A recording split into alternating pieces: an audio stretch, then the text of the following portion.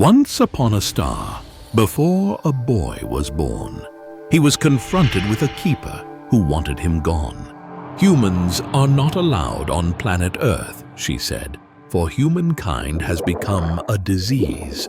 He pleaded with her for a second chance, for he was so desperate to be born.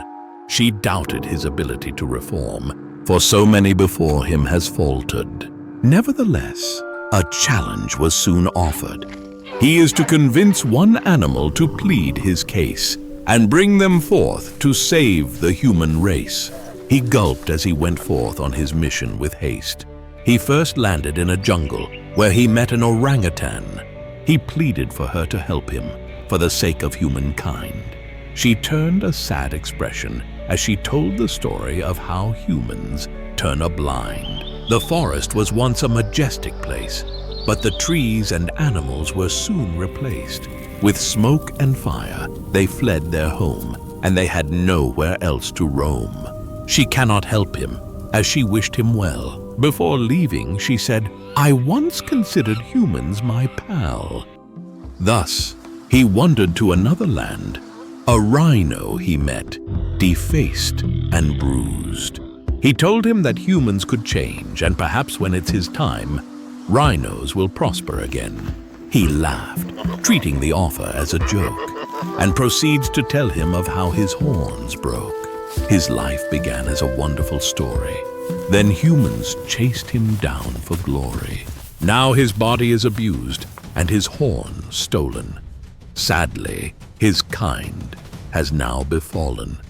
The rhinos are not ready to forgive. Since their bodies were broken from the likes of men, with anger the rhino yelled, "I want you gone from this land!" So he went, seeking some kindness, from high up the mountains and into the wilderness. But the answers all came up the same. Humankind is to blame. Next he went to an icy abyss. There he met a polar bear who looked hungry. He told his story of how he needed the polar to help, but the polar refused and told him why. The industry of men had made the polar's habitat melt. The polar cried, "Did you know how hungry I felt?" Just as he was about to give up hope, the polar pointed to the ocean, for the giants may be able to assist. After all, they are a friend to all in this icy abyss. So deep down he went, and a big blue whale he met, the largest animal in all creation. The boy pleads to her with such desperation. The whale sympathized with him deeply. But blue whales don't act solely.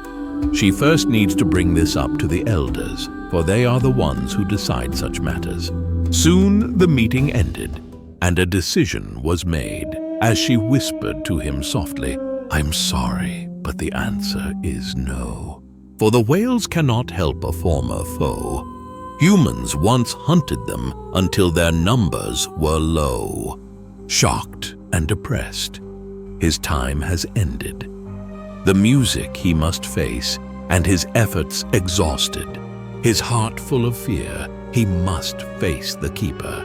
As he looked away, too embarrassed to face her, but with calmness, she showed him the future. Because it's not too late for humans to make this planet better. It was never the keeper's intention to prevent humans from entering. She just wanted to show him the beautiful planet humans would be missing. So on that day forth, each soul went through the same journey. Before they were born, the keeper made them experience this story, and they all remembered their encounter with the keeper. These are the unborn children of tomorrow. Some of them will be born within days, and some centuries later. Whenever it is, this earth they shall inherit. Will they still have a home? That's what made the keeper worried. This is a plea to the people of today. A plea to make this planet a better place to stay. For humans can only exist in this pale blue dot. After all, it is the only home we've got.